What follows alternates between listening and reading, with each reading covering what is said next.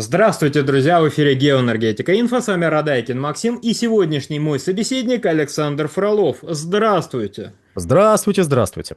Эстония заблокирует 18-й пакет санкций против Российской Федерации, если в него не включат введение потолка цен на российскую нефть в $45 за баррель. Александр, это вот праздник абсурда или Эстония переходит все-таки на сторону Российской Федерации и вместе вот с Венгрией будут отстаивать наши интересы? Что там происходит-то? Давайте начнем с того, что мы все-таки обсуждаем не заявление на официальном уровне, насколько я понимаю, а заявление, сделанное министром иностранных дел Эстонии. Тут все напряглись как-то. Целый министр целых иностранных, целых дел, целой Эстонии. Но сделал он это заявление в интервью одному телеканалу. То есть можно в любой момент сказать: ой, вы меня не так поняли. Слова вырваны из контекста. Я, понимаете, в живой речи я имел в виду другое. В принципе, такое допустимо. Вы что-то отвечаете, тем более, что, мало ли, заговорился, неправильно сформулировал. Это же все-таки не письменный текст. В конце-то концов, надо понимать. Да и вообще, конечно, напрашивается известная: ах, моська, знать она сильна. Но проблема вот в чем. Сделав все эти оговорки, мы переходим к следующему, что проблема в том, что не первый раз Эстония делает подобного рода заявления. С 2022 года представители Эстонии, иногда Латвии, иногда Литвы и иногда целой Польши делают заявления такого характера: надо снизить потолок до $30 за баррель. Но прежде чем мы к этому вопросу подойдем со стороны Эстонии, давайте вспомним, а что такое потолок, как он строится, почему $60 и что с этой величиной не так. Да, и что хочет сделать Европейский Союз, это тоже надо обговорить, потому что $45, оно как-то вообще из ниоткуда берется, к чему это привязано, почему именно такая величина. Давайте разберемся. Итак, потолок цен был придуман в 2022 году. Придуман он был после, я настаиваю, после того, как страны Большой Семерки и Европейский Союз столкнулись с неприятным обстоятельством. Введенные санкции против России, которые должны были в полной мере заработать с 5 декабря 2022 года в отношении нефти и с 5 февраля 2023 года в отношении нефтепродуктов, могут ударить по самой Большой Семерке и странам Европейского Союза. Каким образом? Там были первоначально следующие соображения в этом самом... У этого мирового сообщества, представленного Большой Семеркой и ЕС, были следующие соображения. Вот сейчас мы введем санкции, которые запретят России поставлять нам нефть и нефтепродукты, а также мы запретим своим компаниям перевозить, страховать, финансировать, предоставлять брокерские услуги и прочее, прочее, прочее для перевозки российской нефти морем. Вот потолок, он касается только моря. Это важно запомнить, а то у нас, знаете, иногда люди начинают размышлять про потолок цен в отношении тех объемов, которые в ЕС поступают по трубопроводным мощностям. Это выглядит, конечно, забавно, это дает поводы позубоскалить в отдельные периоды времени, но это неправильно. То есть потолок касается только моря.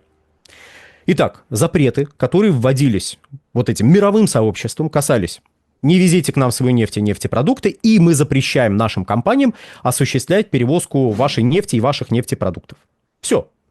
И за этим должно было последовать сокращение добычи в России и сокращение поставок нефти и нефтепродуктов из России на мировой рынок. Понятно, что остался бы Китай, понятно, что остались бы другие направления, особенно на Востоке, которые можно было обслуживать, по мнению Большой Семерки и ЕС, которую можно было обслуживать имеющимися мощностями для морской перевозки. И также трубопроводными мощностями можно было бы обслуживать. У нас в восточном направлении действует нефтепровод ВСТО, Восточная Сибирь, Тихий океан. И он, в частности, обеспечивает трубопроводные поставки в Китай. Но с мирового рынка могли уйти 2-3 при умеренном варианте развития событий или 5 при максимально благоприятном для ЕС и Штатов. Если Большая Семерка и ЕС. С их точки зрения, это наиболее благоприятный вариант развития событий, если уйдет 5 миллионов баррелей в сутки. Итак, 2-3 миллиона должны были уйти или 5 миллионов баррелей в сутки. То есть практически все наши морские поставки, почти все, должны были уйти. Либо большая часть, либо все. Здорово. значит, Россия не будет получать деньги за экспорт нефти и нефтепродуктов. А это ж огромная величина, и значит сокращение добычи на этот объем. А налог на добычу полезных ископаемых на нефть – это вообще второй налог, который наполняет бюджет Российской Федерации. Для понимания масштаба, в прошлом году НДС, крупнейший налог, дал 15 триллионов рублей. А налог на добычу полезных ископаемых на нефть дал 10,1 триллиона рублей. Это вот то, что шло в бюджет Российской Федерации. Но оно бы не шло в таких объемах, если бы у ЕС и их партнеров все получилось. А что пошло не так? Ну, то есть, хорошо. То есть, видимо, санкции продуманы, санкции должны были работать, все замечательно. Но тут возникает вопрос. Вот у наиболее пытливого нашего зрителя или слушателя. Вы как вообще наши ролики смотрите или слушаете? Расскажите в комментариях. Да, это байт на комментарий, но это, может быть, позволит собрать некоторую статистику. Так вот, некоторые из наиболее пытливых наших зрителей и слушателей должны сейчас задаться вопросом. Погодите, но если эти объемы уйдут, их же надо как-то компенсировать. То есть вы не можете просто сказать, так, не везите нам вот эту нефть, вот это дизельное топливо, не везите нам. Ну, то есть сказать так можете, но вы тогда столкнетесь с дефицитом. На этот вопрос у западных стран был простой ответ. Заместят поставки из России, Саудовская Аравия, Объединенные Арабские Эмираты, ну и другие крупные производители, которые просто займут нишу России, воспользовавшись ее бедственным положением. Но оказалось, что ни ОАЭ, ни Саудовская Аравия, ни другие страны не готовы таскать каштаны из костра вот для стран Большой Семерки и для Европейского Союза. Они мотивировали это отсутствием технической возможности. Ой, сказали мудрые руководители Большой Семерки и Европейского Союза. Это что же это получается? То есть мы сейчас своими руками ввели санкции, которые приведут к дефициту и к росту мировых цен. Ой, а мы же нетtoимпортеры. Ой, сказали в том числе Соединенные Штаты, которые это вот публично говорят, мы нефтяные неттоэкспортеры, но забывают уточнять, что нефтяные неттоэкспортеры означает, что они экспортируют нефти и нефтепродуктов в сумме больше, чем импортируют. А вот если взять только нефть, то там окажется, что Соединенные Штаты это довольно крупный, один из крупнейших в мире неттоимпортер. И по ним тоже ударит повышение цен на мировом рынке, и вообще нарастить добычу они не могут. Что же делать? Надо было каким-то образом, не вводя послабления в ранее принятые санкции, ну это политически близоруко, знаете, вводить такого рода послабления, не вводя каких-то, знаете, отмен, переносов вот этих бескомпромиссного вот этого давления на Россию, надо было придумать какую-то систему, которая выглядела бы как санкция, но в то же время это было бы яростным подмигиванием в сторону Российской Федерации, мол, ребят, ну вы же понимаете, идите сюда. Если вы будете в рамках этой системы работать, то мы разрешим нашим компаниям перевозить вашу нефть. Но для того, чтобы эта система заработала, надо было соблюсти следующие условия. Надо было сделать так, чтобы эта система была все-таки выгодна Российской Федерации. Ну, то есть бессмысленно, знаете, вводить запреты всякие, а потом еще потолок цен ввести, который, то есть еще раз, потолок цен не вводится на всю российскую нефть. Потолок цен – это система, которая позволяет российской нефти пользоваться услугами западной экосистемы морских перевозок. То есть в рамках этой экосистемы, точнее, в рамках системы потолка цен, не снижается цена для покупателей Венгрии, Чехии и Словакии, которые получают нефть по трубе. Потолок не распространяется на эти объемы. Потолок не касается объемов, которые в целом покупает Европа и Соединенные Штаты. Они, за исключением ранее перечисленных 3 стран, не покупают с 2022 года нашу нефть. И с 5 февраля 2023 года наши нефтепродукты. То есть это не цена российской нефти для себя. Нет, они не имеют права покупать. Ни ЕС, ни Большая Семерка, за некоторым исключением, про которые я сейчас скажу.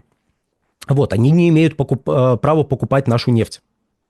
Это доступ российским компаниям в западную экосистему морских перевозок. То есть это разрешение, вот если российские компании соглашаются использовать эту систему, значит, кипрские, мальтийские, греческие компании могут эту нефть и нефтепродукты перевозить. Значит, среди прочего, они также могут, там, страховые компании могут страховать эти суда, финансовые организации могут обеспечивать необходимое финансирование и прочее, прочее, прочее. То есть делать все то, что и составляет эту экосистему морских перевозок. То есть это не только транспортные услуги. И потолок цен не касается, еще раз, это не запрет другим странам покупать нашу нефть по цене выше. Нет, это калиточка в нерушимой стене санкций, через которую вы, чуть-чуть нагнув голову, можете пройти и получить услугу, от которой вот эта стена вас огородила. Вот. Ну и так как это чуть-чуть надо пригнуть голову, потому что если вы заставите падать на колени, ползти, ну, вам просто скажут, ну, ребят, ну, хорошо, посидите, подождите, заплатите за нефть там $300 за баррель, ну, даже $150 за баррель, ну, посмотрим, как долго вы протянете с такими ценами. Ну, если наша нефть с мирового рынка уйдет. Значит, нужно было сделать как-то так, чтобы Россия все-таки пришла, согласилась и пользовалась вот этой системой. Поэтому параметры потолка цен были следующие.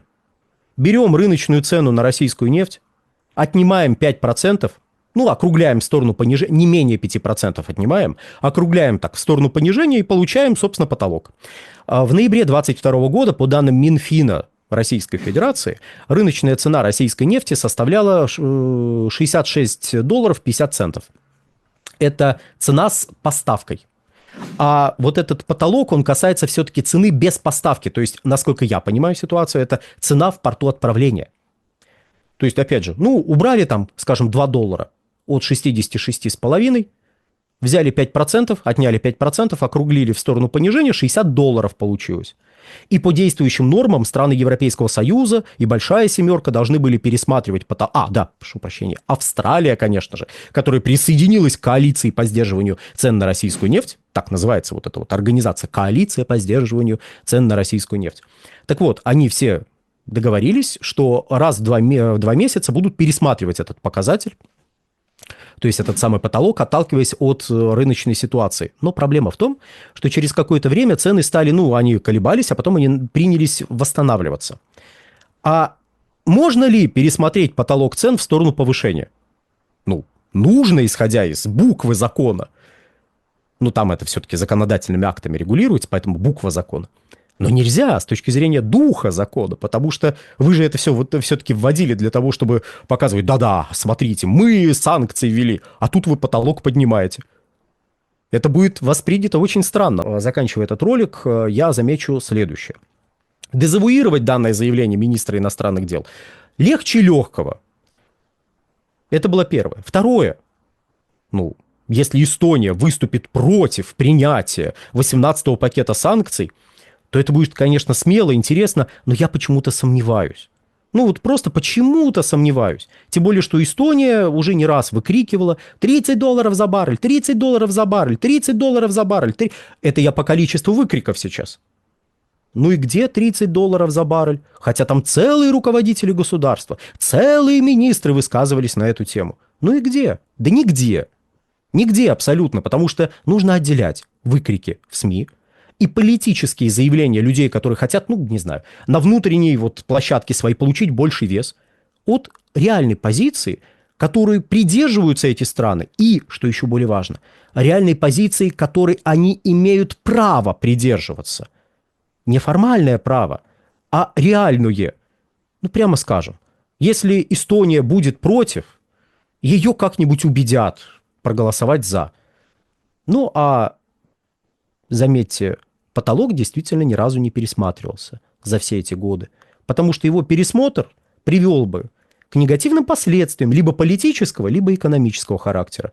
Впрочем, если сейчас действительно параметры потолка пересмотрят, из 5% увеличат до 15% вот эту разницу, и если пересмотр, они, кстати, договорились пересматривать раз в 3 месяца, если пересмотр увеличат, ну что ж, ускорится формирование альтернативных экосистем морских перевозок. Хотя на первом этапе какие-то логистические сложности, безусловно, возникнут. Однако решающего значения, как и раньше, они не окажут, даже если Эстония все еще будет против. Александр, большое спасибо за комментарии, друзья. Подписывайтесь на телеграм-канал Геоэнергетика Инфо. Подписывайтесь на телеграм-канал Александра Фролова. Ссылки будут в описании и закрепленном комментарии. Там же будут реквизиты для желающих финансово поддержать наш проект, чтобы мы и дальше также бодро вещали на всех площадках без монетизации. Спасибо, до новых встреч. Да, дорогие друзья, подпишитесь на телеграм-канал Инфотек, на телеграм-канал «Нефтегазовая игра». Это мой персональный телеграм-канал.